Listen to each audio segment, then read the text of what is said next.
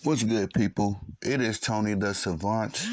And before we get started, please like this video, share this video, hit the notification bell so you can be notified when I'm dropping content and going live on the channel. If you haven't already, please subscribe to the channel as I drop content daily, go live daily, stay very busy on the platform. And last but not least, please leave your thoughts and opinions in the comments section, as I'm always intrigued to hear what you all have to say about these topics. And ladies and sports fans and gentlemen, we are talking about the oldest rivalry in the NFL between the Chicago Bears and the Green Bay Packers, as the two organizations, teams dueled once again in their very long history.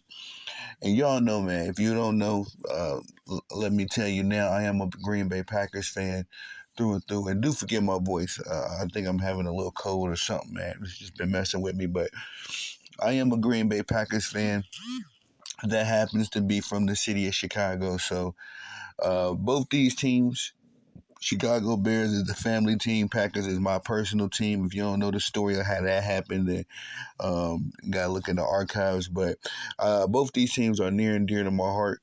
I'm not one of those people that hate the Bears. I'm just one of those people that understand what the Bears are, and they really showcased that in this game. But I do have to say, as far as this game goes, the intensity and the quality of the game, it was everything a rivalry should have in the game. Big plays, big defensive plays.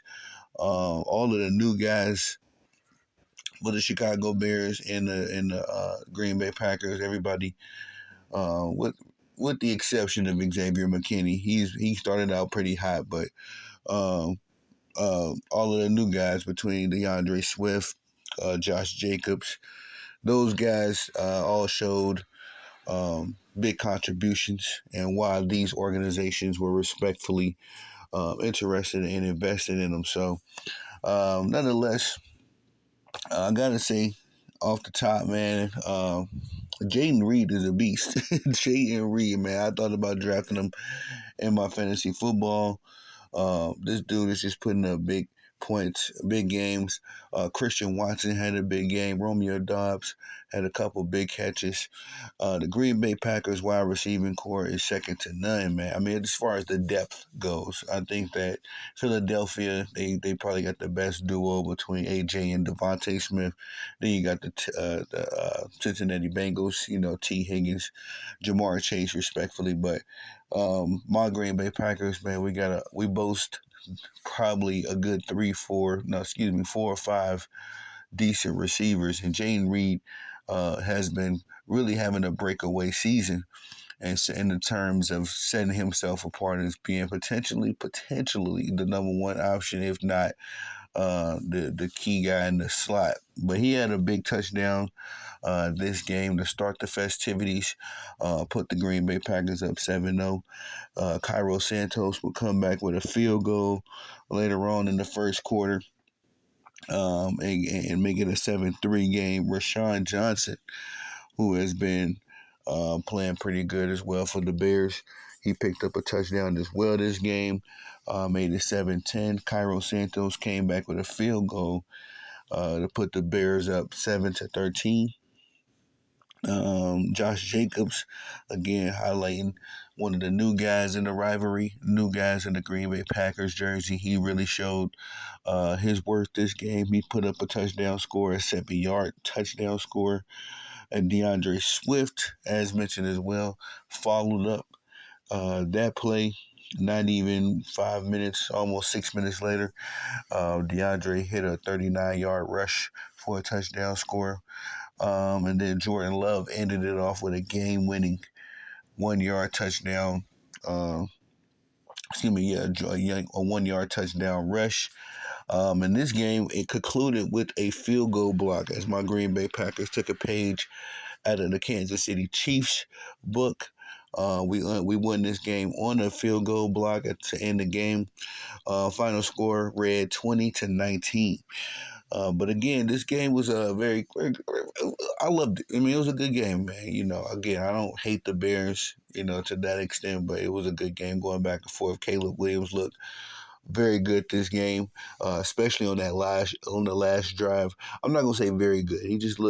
He made some amazing plays. He did he did a couple of the plays that he completed a couple plays that made the whole number one draft pick look justifiable.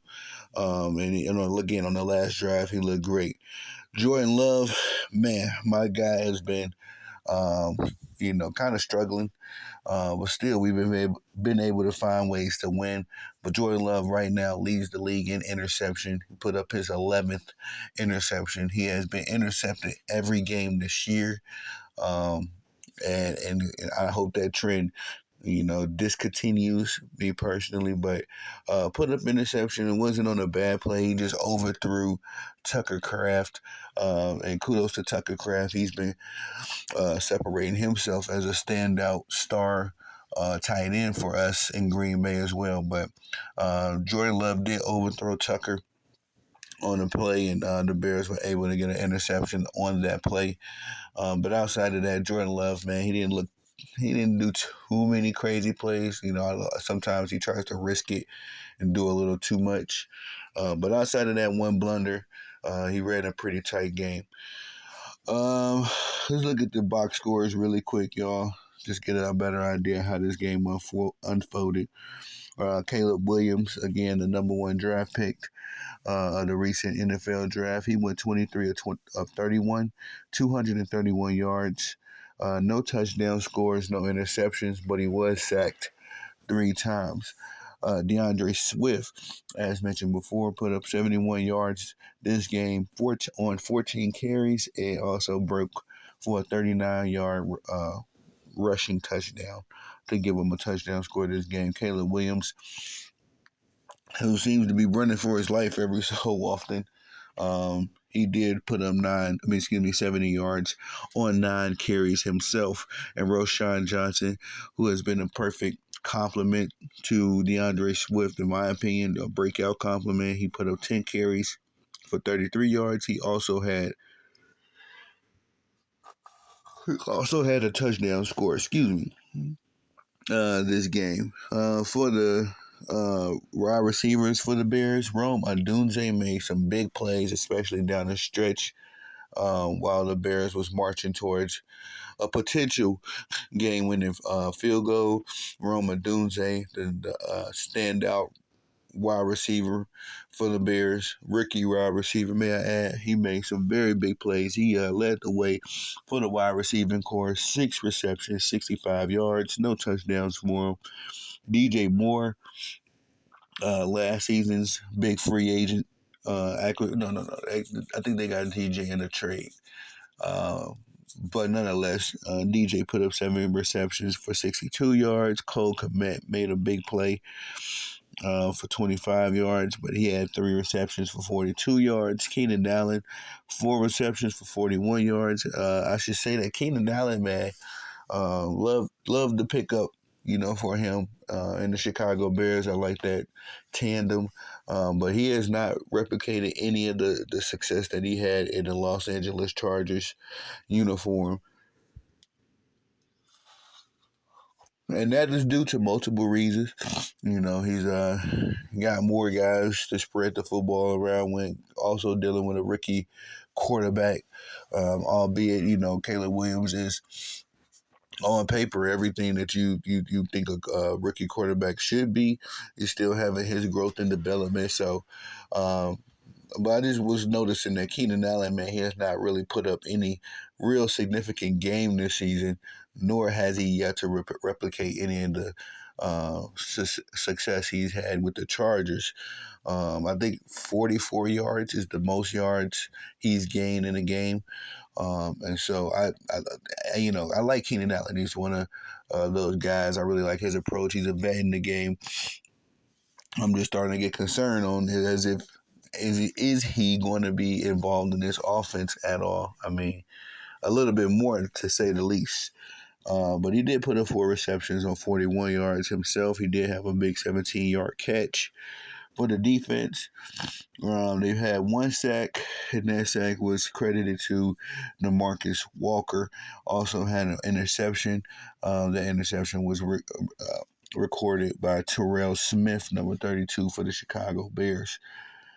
For my Packers, Jordan Love went 13 of 17, 261 yards, one touchdown score, one interception. He was also sacked one time. I do love that I love that the Packers have balanced out their offense last year. I felt like it was very, very pass heavy, putting a lot of pressure on Jordan Love. But this year, I think we've ran 46% of our plays, of our rushing plays, and so I think that has boded well for Jordan Love. I mean, albeit he does make his mistakes, Jordan Love is typically pretty good with the football, pretty sound in his decision making, and I think having a dependable rushing attack will help level out some of these interceptions, some of these turnovers. But again, J Love had a pretty efficient game outside of that interception. Josh Jacobs, he had 18 carries on 76 yards, one touchdown score for him. Again, the new Green Bay Packer really has been earning my respect. Christian Watson led the way with 4 catches, 150 big yards. His longest catch was for 100. His biggest catch was for 60 yards. Almost broke away for a touchdown, but a big game for Christian Watson, who has been relatively quiet this season, may I say. Josh Jacobs put up 4 receptions as well. Romeo Doubs had a big catch for 17 yards. Two receptions for 23 yards for Jayden Reed. Also, he had the big touchdown score, 15-yard pass from Jordan Love. Dontavian Wicks, and also Tucker Kraft, both were targeted once apiece, but neither one of them recorded a catch this game, which is a little unlikely for both of those two. But it speaks to the depth of this team that we have. 3 sacks for the defense. One was credited to Rashawn Gary, one of my favorite players on our defense. We had Kingsley and Nagbear get a sack as well, and TJ Slinton got him a sack on the board as well. So good work by the defense. No interceptions for us, but again, good work by the defense. Great work by the special teams of the Green Bay Packers, able to get that last second block to seal the victory.